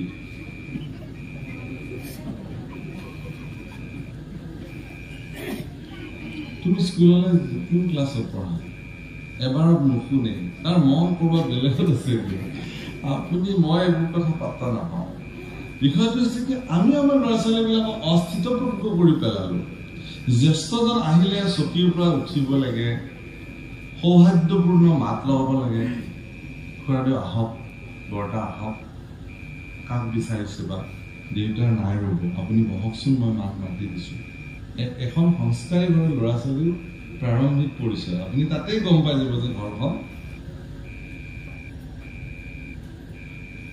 দেউতাকৰ লগত বহি আছে ল'ৰা একদম দপ দপকে ওলাই গুচি গ'ল আপোনাৰ ল'ৰা কি কৰি আছে এই বেংগলোৰত পঢ়ি আছে 3 দিনমান হ'ল ঘৰত আহিছে সেয়া পঢ়ি আহিছে সি বেংগলোৰত কি পঢ়িছে জানো মই বুজি নাপাওঁ কেলে এইখিনি সৌজন্যতা নাই নে খুৱাৰে বহিছে বহক দে মই কম ওলাই যাওঁ লগৰ লগত যোৱা ওলাই এই সাধাৰণ সৌজন্যতা কোনো আমি নিদিওঁ আৰু বাপেকে গৰ্ব কৰিছে যে মোৰ ল'ৰা বেংগলোৰৰ পৰা পঢ়ি আহিছে এইডাল কি পঢ়ি আহিছে কোনে নাযায় আজিকালি পঢ়িলে চলি যায় এইবোৰ নাম কথা একো নহয় গাঁৱৰ একদম হাইস্কুলখনৰ পৰা পঢ়ি গৈ মানুহ এতিয়া IAS হ'ব লাগিছে আৰু তোমাৰ বেংগলোৰৰ পৰা আহি পেলাই বেকাৰ হৈ পৰি থাকিব ঘৰত ধৃতৰাষ্ট্ৰ বুলি কয় এইবিলাক পিতৃ ভগৱান কৃষ্ণই যেতিয়া শান্তি দূত হৈ ধৃতৰাষ্ট্ৰৰ ৰাষ্ট্ৰফালে গৈছিলে মোৰ কথাবিলাক অকণমান তেনেকুৱা আপোনালোকে বেয়া নাপাব মই তাৰ কাৰণে হাত জোৰ গৈছো মোৰ অকণমান গাতে লাগে কিছুমানৰ উপায় নাই দেখিলেও সহিব নোৱাৰো পিছে ভগৱান কৃষ্ণই হেৰি কৈছে সেইকাৰণে ধৃতৰাষ্ট্ৰক কৈছে মানে ভগৱান কৃষ্ণই ধৃতৰাষ্ট্ৰক প্ৰাৰ্থনা কৰিছে যে হে মহাৰাজ এইখন যুদ্ধ হ'ব নালাগে মিছাতে বংশৰ মাজতে ভাতৃৰ মাজতে যুদ্ধখন নোহোৱাকে এটা সংবিধান কৰাৰ কথা আমি ভাবিব নোৱাৰোনে নিশ্চয় বোলে মহাৰাজ যুধিষ্ঠিৰে প্ৰস্তাৱ দিছে যে তেওঁলোকক 5খন গাঁও দিলেই হ'ব তেওঁলোকে যুদ্ধ নকৰে ৰজাই সিদ্ধান্ত নিদিওঁতে দুৰ্যোধনে সিদ্ধান্ত দিলে না না না নহ'ব বিনা যুদ্ধে কুচ্চাগ্ৰ মেদিনী মানুহ এটা বেজিৰ আগত উঠা মাতিও নিদিওঁ তাৰমানে দুৰ্যোধনৰ ভাবিলে কি যে ইহঁতে ভয় খাই পেলাই আহিছে আমাৰ ওচৰলৈ শত্ৰুৰ সৰলতাটো দুৰ্বলতা বুলি ভাবি ল'লে এইটোতো সৰলতা আছিলে আচলতে মই আপোনালোকক এটা কথা কওঁ যে সংস্কাৰী যুধিষ্ঠিৰ আৰু অসংস্কাৰী দুৰ্যোধনৰ মাজত অনেক পাৰ্থক্য মহাভাৰতত প্ৰকট হৈছে ভগৱান কৃষ্ণই এদিন যুধিষ্ঠিৰ আৰু দুৰ্যোধনক ক'লে যে যোৱা তোমালোকৰ ৰাজ্যৰ পৰা এজন ভাল মানুহ লৈ আহা দুৰ্যোধনকো পঠিয়ালে গধূলি দুজনে খালী হাতে আহিছে দুৰ্যোধনক সুধিছে ভাল মানুহ নানিলা নাই নেকি এজনো নাই এটা ভাল নহয় চব বদমাছ গতিকে ভাল মানুহ এটা যুধিষ্ঠিৰে কি বুলি কৈছে যে হে কৃষ্ণ মইনো কাক ভাল মানুহ বুলি আনো মই যাৰে ওচৰলৈ যাওঁ দেখো চবেই ভাল মানুহ এতিয়া এজনক কেনেকে সুকীয়াকে লৈ আহোঁ একেখনে ৰাজ্য একেখিনি মানুহ কাৰোবাৰ কাৰণে চব ভাল আৰু কাৰোবাৰ কাৰণে এটাও ভাল মানুহ নাই এইটো কি এইটো দৃষ্টিভংগীৰ ওপৰত নিৰ্ভৰ কৰে আপোনাৰ চৰিত্ৰৰ ওপৰত নিৰ্ভৰ কৰে আপোনাক কিভাৱে মানুহে গ্ৰহণ কৰিছে যুদ্ধ আৰম্ভণি হ'ব আৰু কুৰুক্ষেত্ৰ যুদ্ধ সকলো থিয় হৈছে সেইফালে কৌৰৱ এইফালে পাণ্ডৱ তৎক্ষণাৎ যুধিষ্ঠিৰে সিদ্ধান্ত ললে তেওঁ অস্ত্ৰ শস্ত্ৰ সকলো ৰথতে থৈ খালী হাতেৰে তেওঁ কৌৰৱৰ ফালে গতি কৰিলে কৌৰৱৰ বীৰ বীৰ সেনানীবিলাকে দেখিছে গীতাখনটো তাৰ পৰা আৰম্ভ হৈছে ধৰ্মক্ষেত্ৰে কুৰুক্ষেত্ৰে সমবেতা যুযুৎসৱঃ মামকা পাণ্ডৱস্য কিম কুৰ্বন্তু সঞ্জয় সঞ্জয় কোৱা মোৰ ল'ৰাকেইটা আৰু পাণ্ডৱে এতিয়া কি কৰিছে তাৰ পৰা গীতা আৰম্ভ হৈছে প্ৰথম শ্লোক যুধিষ্ঠিৰ ধৃতৰাষ্ট্ৰ উবাচ ধৃতৰাষ্ট্ৰৰ পৰা আৰম্ভ হৈছে দেখিছে যে যুধিষ্ঠিৰে যুদ্ধক্ষেত্ৰৰ ফালে গৈ আছে মানে কৌৰৱৰ ফালে আৰু দুৰ্যোধনে মনে মনে ভাবিছে আমাৰ শত্ৰু সৈন্য আমাৰ সেনা বাহিনীৰ বিশাল হেৰি দেখি যুধিষ্ঠিৰ চাগে ভয়াক্ত হৈছে সেইকাৰণে আত্মসমৰ্পণ কৰিবৰ কাৰণে আমাৰ ওচৰলৈ আহিছে তেওঁ ভাবিলে এইটো যুধিষ্ঠিৰে পোনে পোনে গৈ পিতামহ ভীষ্মৰ দুখানি চৰণত প্ৰণিপাত পিতামহ মই এটা সংস্কাৰৰ কথা কিনে কৈছো যে এটা পৰিয়ালে মানুহ ল'ৰা ছোৱালীক কেনেকে সংস্কাৰ দিয়ে যুধিষ্ঠিৰে গৈ পিতামহ ভীষ্মৰ চৰণত প্ৰণিপাত জনাই কৈছে যে হে পিতামহ তুমি আমাৰ বংশৰ আটাইতকৈ বয়োজ্যেষ্ঠ আৰু সন্মানীয় মই এটি বিশেষ অনুমতি ল'বৰ কাৰণে তোমাৰ ওচৰলৈ আহিম মই কিছু সময় পিছতে এখন বিশাল যুদ্ধত অৱতীৰ্ণ হম গতিকে আমাৰ বংশৰ তুমি জ্যেষ্ঠজন হিচাপে মোক এটি আশীৰ্বাদ কৰিব লাগে যাতে এই যুদ্ধখনত মই বিজয় সাব্যস্ত কৰিব পাৰোঁ পিতামহ ভীষ্ম কি সেই সময়ত তেওঁৰ বিৰোধী পক্ষৰ মুখ্য সেনাপতি আৰু সেনাপতি পিতামহ ভীষ্মই কি দুহাত ওপৰলৈ তুলি চকু পানী মুচি পেলাই আনন্দ অশ্ৰুৰে যুধিষ্ঠিৰৰ ফালে চাই পেলাই ক'লে বিজয় ভৱ পুত্ৰ বিজয় ভৱ বাছ হৈ গ'ল স্বয়ং সেনাপতিয়ে যুদ্ধৰ আগতে যদি বিজয় ঘোষণা কৰিলে আকৌ যুদ্ধ কৰিবলৈ কিবা থাকিলনে যুদ্ধৰ ঘোষণা হৈয়ে গ'ল এখন আৰম্ভণিৰ দিনাখন কৃপাচাৰ্যৰ ওচৰলৈ গ'ল হে কৃপাচাৰ্য তুমিতো মোৰ গুৰু কুল গুৰু মোক আশীৰ্বাদ কৰা আয়ুষ্মান ভৱ পুত্ৰ বিজয় দ্ৰোণাচাৰ্যৰ ওচৰত গৈ প্ৰণিপাত জনালে একেই আশীৰ্বাদ আয়ুষ্মান বিজয় যিজন প্ৰসিদ্ধ যোদ্ধা দ্ৰোণাচাৰ্য কৌৰৱৰ ফালে আছে কিন্তু আশীৰ্বাদ দিছে কাক যুধিষ্ঠিৰ দুৰ্যোধনক দিয়া নাই কিন্তু আশীৰ্বাদ কৃপাচাৰ্য যুধিষ্ঠিৰক আশীৰ্বাদ দিছে বিজয় হোৱা আপুনি আপোনাৰ ল'ৰাটোক আপোনাৰ ছোৱালীজনীক যদি আপুনি তেনেকুৱা সংস্কাৰে কৰি তুলিব পাৰে নহয় কি বিজয় আজৰি লৈ আহিব তাৰ জীৱনৰ জয় মই ক'লো আজি আপুনি লিখি ৰাখক যি নহওক প্ৰভুসকল সংস্কাৰটো পৃথিৱীৰ ডাঙৰ কথা আপোনাৰ সন্তান সন্ততিক আপুনি সংস্কাৰ দিবই লাগিব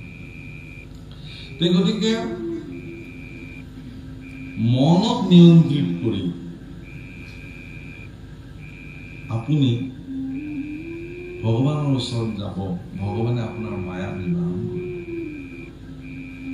কৰিব গতিকে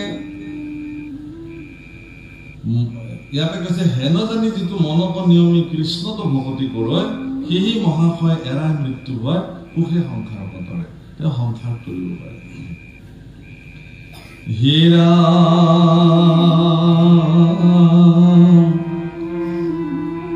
আৰ পাশে নৃপবৰ পৰম দুস্তৰ শুনিলা কৰ্ম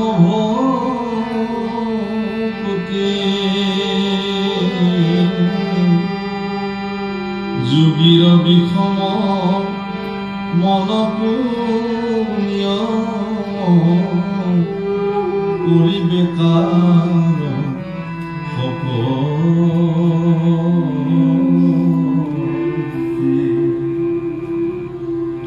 হে ৰাজন হে নিবিৰাজ শুনিলা এয়া কৰ্মভগতি বহুত দুষ্কৰ কিন্তু ইমান সহজ নহয় মনক নিয়ন্ত্ৰণ কৰাটো যোগীসকলৰ কাৰণে অসম্ভৱ যুগ যুগ তপস্যা সাধন কৰি থকা যোগীবিলাকে তেওঁলোকৰ যোগ তপস্যা ভংগ কৰিবৰ কাৰণে স্বৰ্গৰ পৰা যদি দুজনীমান অপ্সৰা আহি পেলাই সন্মুখত নৃত্য কৰে তেওঁলোকৰ যোগ নিদ্ৰা ভংগ হৈ যায় পত্ৰ পুষ্প ফল ভক্ষণ কৰি থকা সংযমী ঋষিসকলো বিচলিত হৈ যায় ইমান মায়াৰ প্ৰচণ্ড প্ৰভাৱ কিন্তু ভক্তসকল মায়াৰ মাজতে থাকিব মায়াক জিনি পেলাই ভগৱানক তেওঁলোকে পায় সেইকাৰণে বৰগীতত মহাপুৰুষে লিখিছে কি কৈছে যাহে সৰমৰে যোগীন পাই ভক্তি বলে তাকু বন্ধ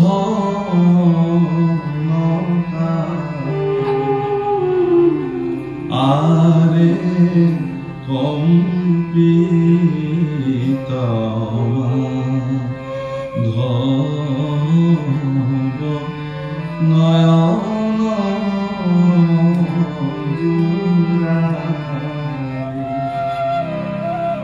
এদিন যশোদা নিজ হাতে দধি মন্থন কৰি আছিলে ভগৱানে আহি পেলাই খুব মৰম লগা দৃষ্টিৰে চাই থাকিলে কৃষ্ণ নক্ষত্ৰা নয়ালাল কৃষ্ণ যশোদাৰ দুখ লাগি গল আয়ো দেহি ইমান মৰম লাগে চাইছে খুব মৰমেৰে আনি কোলাত তুলি স্তন পান কৰালে দেখিলে যে দুগ্ধ উঠলি পৰিছে সেইকাৰণে তৎক্ষণাত তাতে নমাই থৈ পেলাই দুগ্ধ চাবলৈ গল খং উঠিল কৃষ্ণ আৰে মই গাখীৰ খাই আছিলো মোক নমাই থৈ তোমাৰ গাখীৰৰ এইটো ইমান ডাঙৰ হলে মই জগতৰ ঈশ্বৰ কৃষ্ণ তোমাৰ কাজ বাজি তুমি যশোদা তোমাৰ স্তনত যে গাখীৰ উৎপাদন হ'ব তাৰ সম্ভাৱনাই নাছিলে কিন্তু তাকো মই সম্ভৱ কৰিছো মই খাবৰ কাৰণে কাৰণ মইতো পালনহাৰ মই নাখালে গোটেই বিশ্ব ব্ৰহ্মাণ্ড লঘোণে থাকিব সেইকাৰণেহে খাওঁ তোমাৰ খাদ্যখিনি তোমাৰ তাত মজুত কৰিছো মই খঙতে এটা শিলগুটি এটা কাষতে আছিলে গলি মাৰি দিলে গোটেই ভাণ্ড ভাঙি গাখীৰ চাখীৰ পৰি থাকে খঙতে যশোদাই টানি নি পেলাই উৰলত বান্ধিবৰ কাৰণে প্ৰয়াস কৰিলে বান্ধে দুই আঙুল নাতে আকৌ জৰি লৈ ইয়াক বান্ধিমে আজি যাৰ হে চৰণ ৰেণু যোগী নপায় ভকতিক বলে তাক বন্ধ নাপায় যুগ যুগ তপস্যা সাধন কৰি যোগীসকলে এক বিন্দু কণিকা চৰণৰ ধূলি চৰণত শিৰত অভিষেক কৰিবৰ কাৰণে তেওঁলোকে নাপায় অথচ যশোদাই এনে কি তপস্যা সাধন কৰিলে জীৱনত এনেকুৱা কি সাধনাত সিদ্ধ হল হে আই যশোদা তুমি জগতৰ কৃষ্ণ ভাগ তুমি বান্ধিব পাৰা নাতে জৰি জগতৰ গোকুলৰ জৰিবিলাক আনিলে আৰু কৃষ্ণক বান্ধিবৰ কাৰণে প্ৰয়াস কৰিলে দেখিছে যে বাহ ভগৱান বৰ আচলতে ভক্ত বৎসল ভক্তসকলে কিবা কৰিলে ভগৱানে এইটোত মানে চাই থাকিব নোৱাৰে দেখিছে যে মোৰ ভক্ত যশোদা এতিয়া আৰু মাতৃপুত্ৰৰ সম্বন্ধ নাই তেওঁৰ দৃষ্টিত মোৰ ভক্ত যশোদা সঁচাকে ভগৱানৰ ভক্ত নহলেনো তেওঁক মাতৃত্ব প্ৰদান কৰে ভগৱানে কত নাৰী আছে জগতত মোৰ ভক্তই মোক বান্ধিবলৈ প্ৰয়াস কৰিছে মনত ৰাখিব এইটো আধ্যাত্মিক তত্ত্ব আপোনাৰ হৃদয়ত আপুনি ভগৱানক বান্ধিবলৈ যত্ন কৰিছে নে নাই ভগৱানে জানে কিন্তু আপুনি এনে দেখুৱাবলৈ ভক্তি কৰিলে নহব নহয় লোকক দেখুৱাই পেলাই ভক্তি কৰিলে সেই ভক্তিটো একো কাম নাই ভক্তি হৃদয়ৰ বস্তু আপুনি দেখুৱাব নোৱাৰে ইয়াত ভগৱান কৃষ্ণৰ ভক্তৰ যিটো তেওঁক বান্ধিবলৈ ভক্তৰ যিটো প্ৰয়াস সেই প্ৰয়াসটোৰ প্ৰতি ভগৱান সন্তুষ্টি হৈ গল তেতিয়া নিজে নিজে কলে মই বান্ধি লওঁ নিজে নিজে সুধিছে মই বান্ধো বান্ধ নিজে নিজে বান্ধি লওক কতি সাপি মুৰুখলে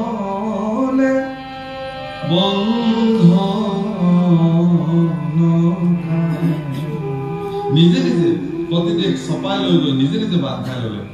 সমগ্ৰ বিশ্ব ব্ৰহ্মাণ্ড ত্ৰিদশ দেৱতা কম্পমান হৈ গল আৰে এইটো কি ঘটনা হল জগতৰ পৰীশ্বৰ পৰম ব্ৰহ্ম কৃষ্ণ এজন গোৱালীৰ হাতত বান্ধ খাই গল কি ভয়ানক ঘটনা এতিয়া কি হব এতিয়া গোৱালীয়ে সমগ্ৰ বিশ্ব ব্ৰহ্মাণ্ড পৰিচালিত নকৰেতো যিজন ভগৱানে সমগ্ৰ বিশ্ব ব্ৰহ্মাণ্ড পৰিচালিত কৰি আছে সেই ভগৱানক যদি কোনোবা এগৰাকী সাধাৰণ নাৰীয়ে বান্ধি পেলালে এতিয়া তেওঁ বিশ্ব ব্ৰহ্মাণ্ডৰ ওপৰত অধিকাৰ সাব্যস্ত নকৰিবতো ব্ৰহ্মা আদি কৰি দেৱতাসকল ভয়াক্ত হৈ গল আহ কি ডাঙৰ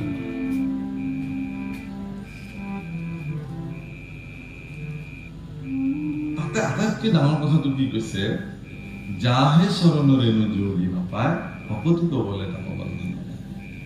ভক্তিৰ বলে যখনে বাৰে বাৰে গম পাইছে যে মোৰ পুত্ৰ নহন্ত মানুহ তাৰা দুই পৰম পুৰুষ এইলা মানুহ সাধাৰণ নহয় গুৱাহাটীত এইবোৰ কাম নকৰে এবাৰ এবাৰকে দুবাৰ মুখ মেলি পেলাই বিশ্ব ব্ৰহ্মাণ্ড গৰ্ভত দেখুৱাইছে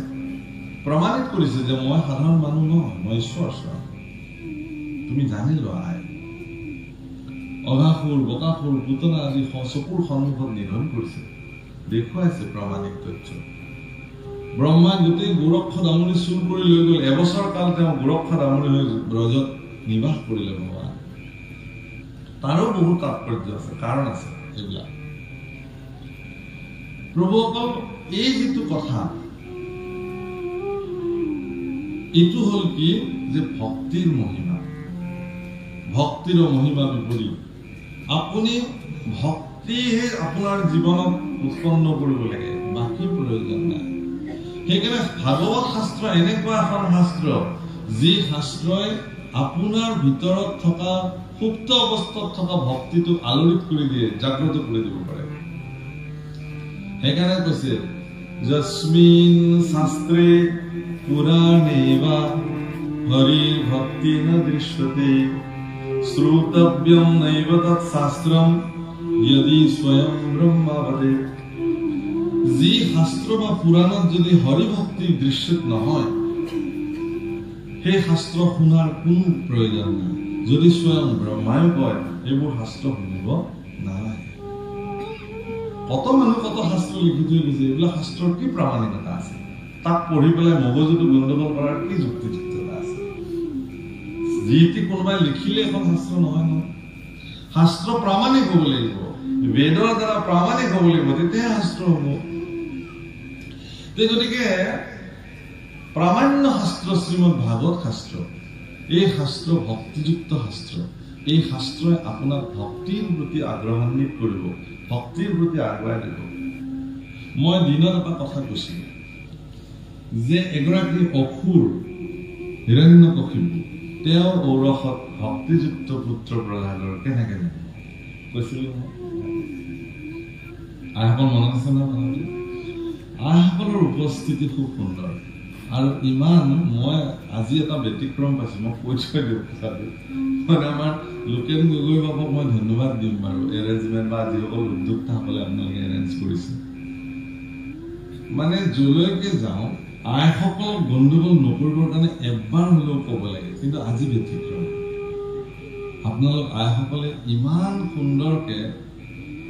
নীৰৱে নিতাই কৃষ্ণ কথা শুনিছে তাৰ কাৰণে আপোনালোকক মই ভাগৱতৰ আসন পৰাই গতিকে আপোনালোকৰ এই ভক্তি সাধনাই আপোনালোকৰ পুত্ৰ সন্তান কন্যা সন্তান এইসকলক আচলতে সংস্কাৰী কৰি তুলিব মোৰ বিশ্বাস দৃঢ় বিশ্বাস সদগুৰুৰ ওচৰত আশ্ৰিত হলে তেওঁলোক শুদ্ধ হৈ যাব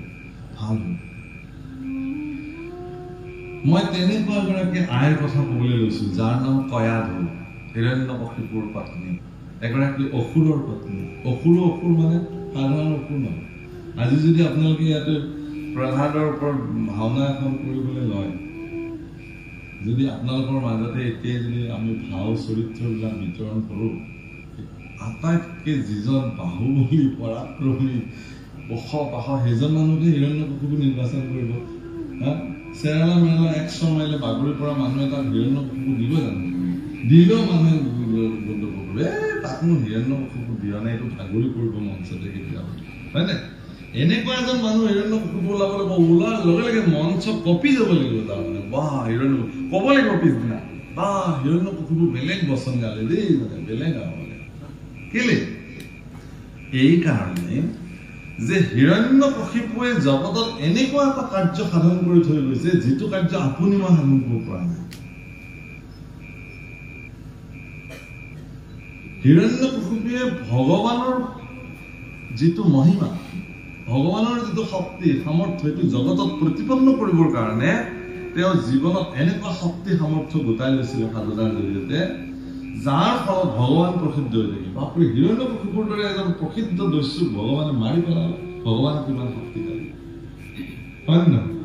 যদি হিৰণ্যকশিপুটো চেৰালা মেৰালা হ'লেহেঁতেন আমাৰ ভগৱানক কোনে মাৰিলেহেঁতেন সেইটোতো কোনে মাৰিব নোৱাৰে মই হ'লেও পাৰিলোহেঁতেন ভগৱানকনো কেলে লাগে হয় নহয়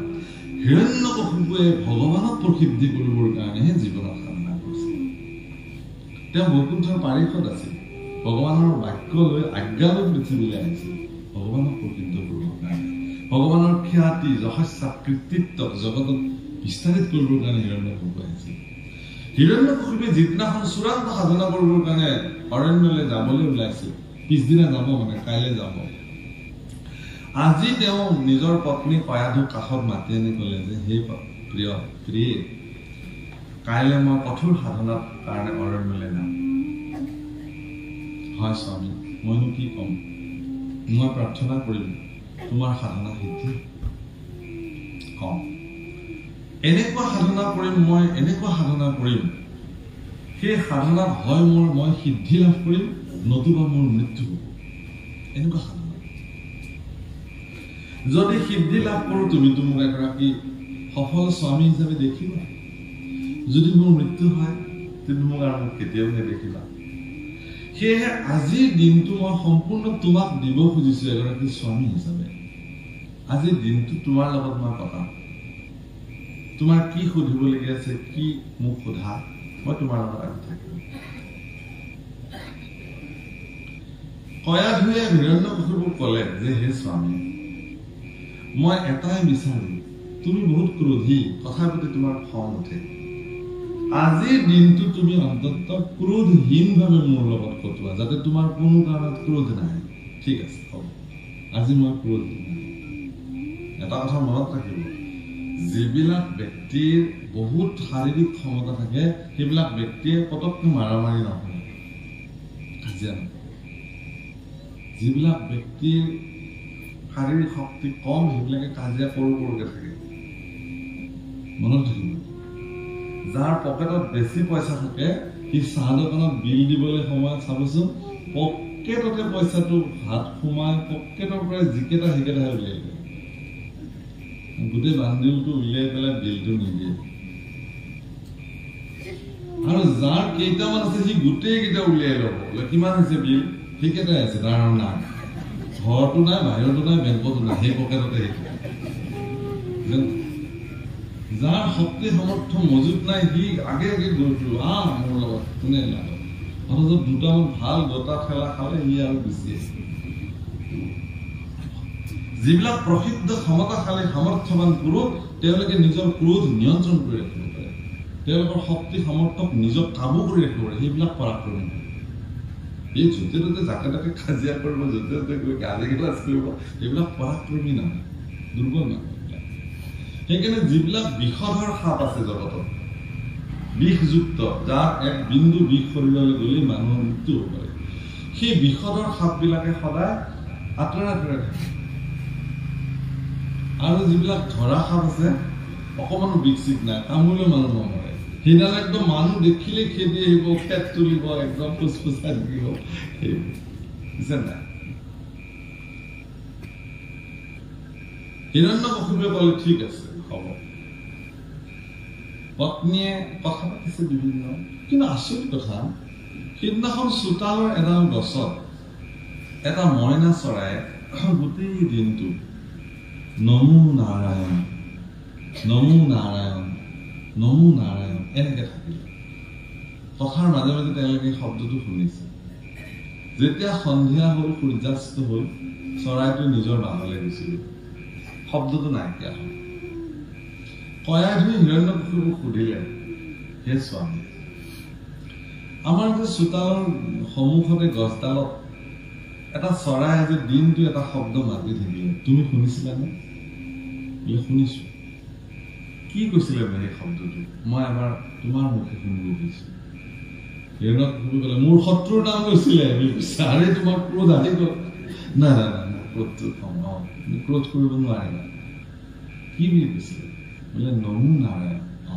নমো নাৰায়ণ এনেকৈ কৈছে না এনেকেতো কোৱা নাই এনেকে কৈছিলে চৰাইটো ইমান মধুৰকে কৈছিলে কিমান মধুৰকে চৰাইটোৱে কৈছিলে সিমান মধুৰকে হিৰণ্যকশিপুৰ মুখেৰে নমো নাৰায়ণ শব্দ উলিয়াবৰ কাৰণে কয়াটোৱে বাৰে বাৰে বাৰে বাৰে বাৰে বাৰে প্ৰয়াস কৰিছিলে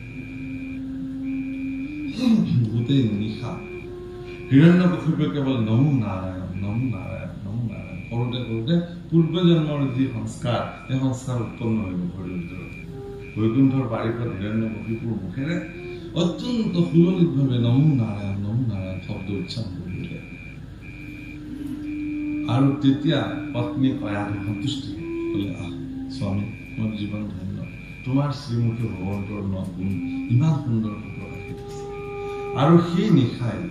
স্বামীৰ পত্নীৰ প্ৰাৰ্থনাত হিৰণ্যকশিপুৱে তেওঁক পুত্ৰৰ কাৰণে যোগ্যৱান কৰি তুলিছিল তেওঁৰ গৰ্ভস্থিতি কৰিছিল আৰু সেইকাৰণে তেওঁৰ গৰ্ভত প্ৰধাত এগৰাকী ভক্তিবন্ধু পুৰুষ হিচাপে জন্ম অৰ্থাৎ এগৰাকী মাতৃয়ে যদি ইচ্ছা কৰে তেওঁ ইচ্ছা কৰিলে তেওঁৰ গৰ্ভত এগৰাকী মহাপুৰুষৰ দৰে সন্তানক জন্ম দিব পাৰে সেইটো তেওঁৰ সদিচ্ছাৰ ওপৰত নিৰ্ভৰ কৰে পতি পত্নীৰ সদিচ্ছাৰ ওপৰতে সন্তানসমূহৰ চৰিত্ৰ নিৰ্ভৰ কৰে সংস্কাৰটো নিৰ্ভৰ কৰে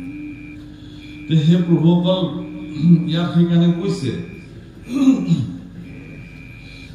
আর কৃষ্ণ তো নিশ্চয় করিয়াবি কৃষ্ণ আর মাথা সপরাই গুনে নিমিরাই নপাইল সংসার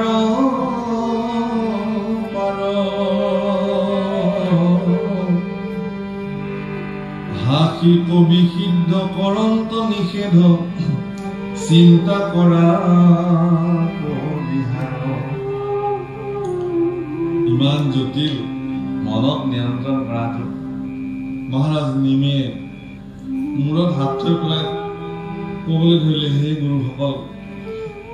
মোৰ কাৰণে আৰু সংসাৰ অতিক্ৰম কৰাটো ইমান সহজ নহ'ব মই নোৱাৰিলো এই কথা শুনি কবি সিদ্ধই তেওঁক ক'লে যে চিন্তা কৰিব নালাগে চিন্তা তুমি পৰিহাৰ কৰা আমি ইয়াতকেও সুলভ ৰাস্তা তোমাক দেখাম এইটো তুমি নোৱাৰা ইয়াতকেও সহজ ৰাস্তা আছে ভগৱানক পাবৰ কাৰণে কিবা নহয় কিবা এটা ৰাস্তা আছে জটিলতকৈ জটিল ৰাস্তা আছে সহজতকৈ সহজ ৰাস্তা আছে যোনে যিমান সামৰ্থ্য এনেকে কৰিব আৰ কৃষ্ণ তো নিশ্চয় কৰিয়াবি যেবে বাক্য শুনাম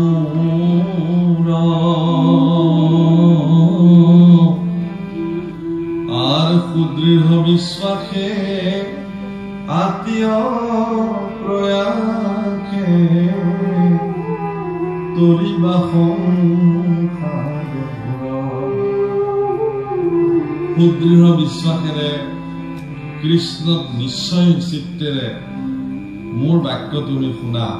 তুমি অপ্ৰয়াসে সংসাৰ কৰি যাব পাৰিবা ভাৰতবৰ্ষত সুৰদাস বুলি এজন মহাপুৰুষ আছে সুৰদাস কৃষ্ণ ভক্ত আছে আৰু গোস্বামী তুলসীদাস ৰাম ভক্ত আছে শ্ৰী ৰামচৰিত মানস বুলি এখন গ্ৰন্থ প্ৰসিদ্ধ গ্ৰন্থ গোস্বামী শ্ৰী তুলসীদাসে লিখি থৈ গৈছে আৰু সুৰদাসেও তেওঁৰ জীৱনত অনেক কৃষ্ণ ভক্তিৰ গ্ৰন্থ তেওঁ বিৰচন কৰি থৈ গৈছে এদিন সুৰদাস আৰু শ্ৰী সুৰদাস আৰু গোস্বামী তুলসীদাসে লগ হৈ গোস্বামী তুলসীদাসে সুৰদাসৰ আগত এনেকুৱাকে ৰামৰ চৰিত্ৰ বৰ্ণন কৰিলে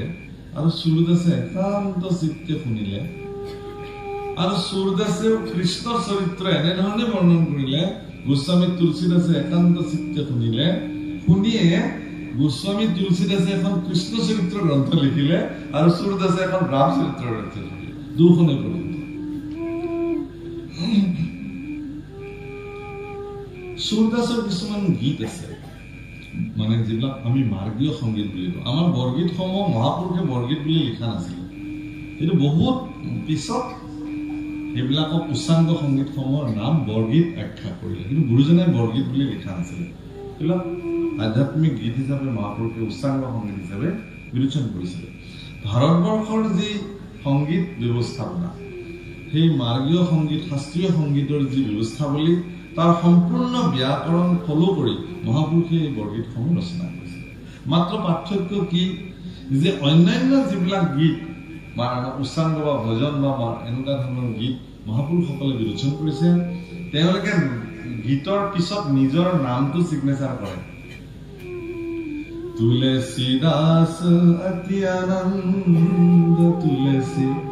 দাস অতি আনন্দ তুলসীদাসে লিখিছে তাৰ मीरा कहे प्रभु गिरिधर नागर मीरा सूरदासे निजर नाम लिखिছে কবিৰদাসেও নিজৰ নাম গাহত কবিৰ সুন ভাই সাধু আৰু মহাপুৰুষ শংকৰদেৱৰ বৰগীতসমূহত মাধৱপুৰুষৰ বৰগীতসমূহত নিজৰ নাম তলত সিগনেচাৰ কৰিছে পাৰ্থক্য ক'ত জানে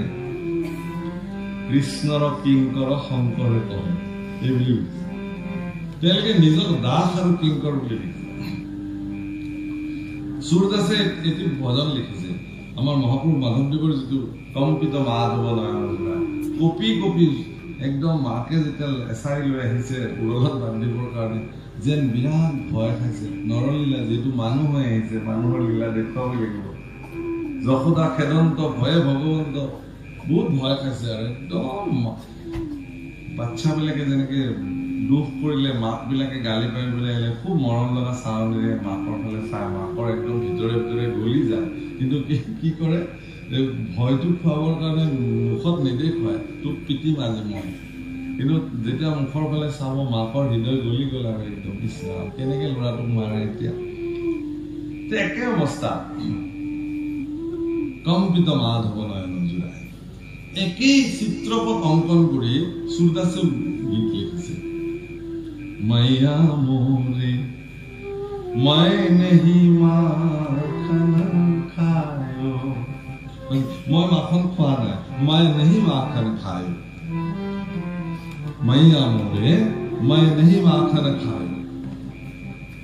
যশোদাই সুধিছে যদি তানে সেই গীতটোত সূৰদাসে বৰ্ণন কৰিছে তুমি যদি মাখন খোৱাই নাই তেতিয়াহ'লে তোমাৰ গালে মুখে এইবোৰ মাখন কেনেকে লাগিলে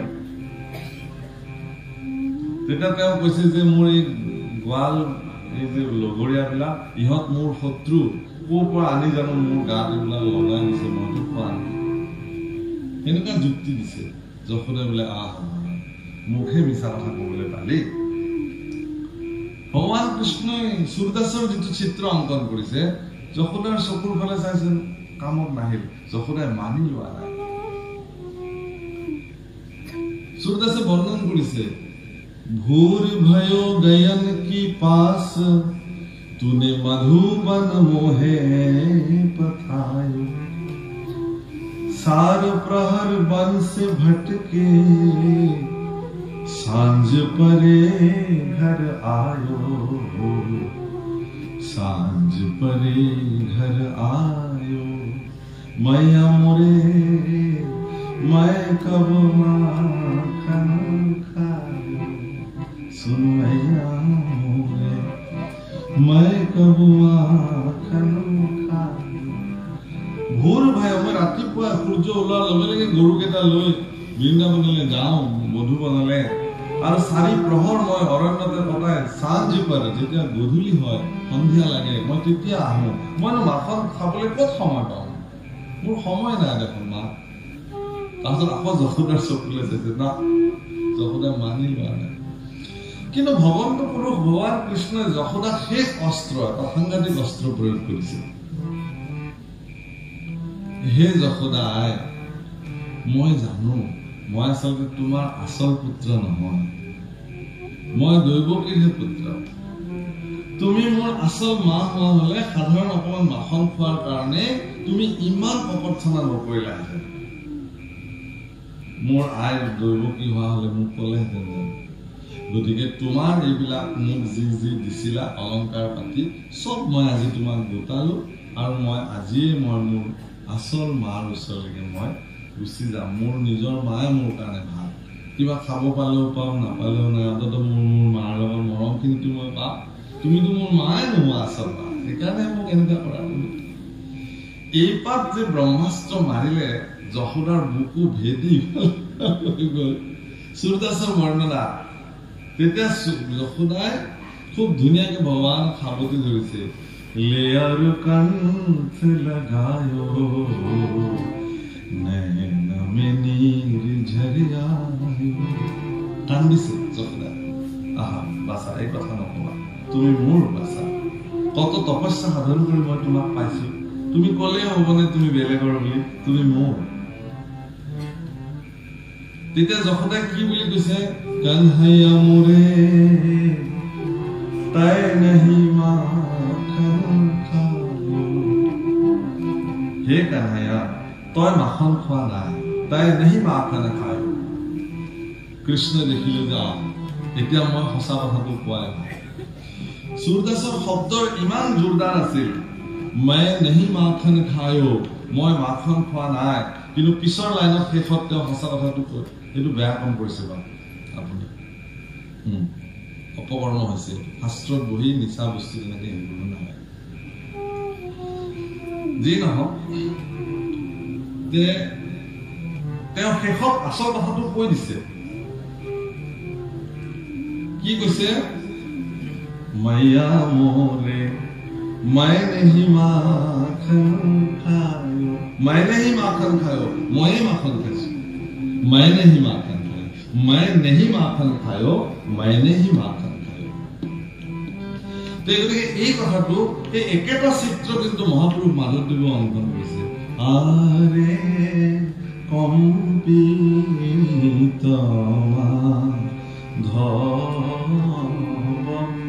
নয়ন